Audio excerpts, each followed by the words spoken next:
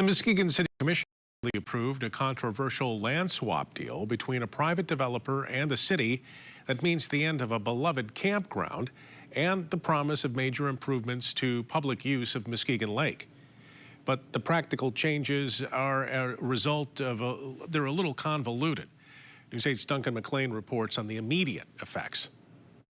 What it means is that Mart Dock will start to wind down operations at their current location with hopes of moving to the land currently occupied by Fisherman's Landing Campground over the next couple of years. But changes will begin in earnest right away here at the Third Wharf, where the city now has to make public access improvements to Lake Muskegon in the next 12 months. They will utilize a $2.8 million grant package that was awarded by the state several years ago to assist them in making that purchase and those improvements on that property.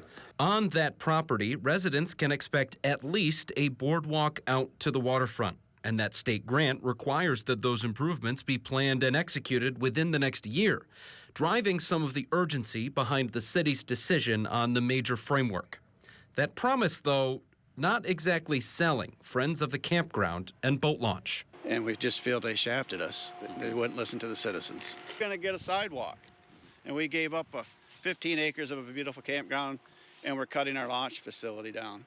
That's the best facility in the city, and now they're cutting it in half for parking. While those improvements are designed and implemented in earnest, the campground will remain as is, apart from its longtime and beloved leaders, for at least the opening of the 2026 season. Mart Dock will assume control and run operations while they plan their eventual move to the property. We're going to operate that campground going forward next spring. We're going to open it up until such time that we have managed to pull together the proper private and public partnership and the funding that will be necessary to make that transition.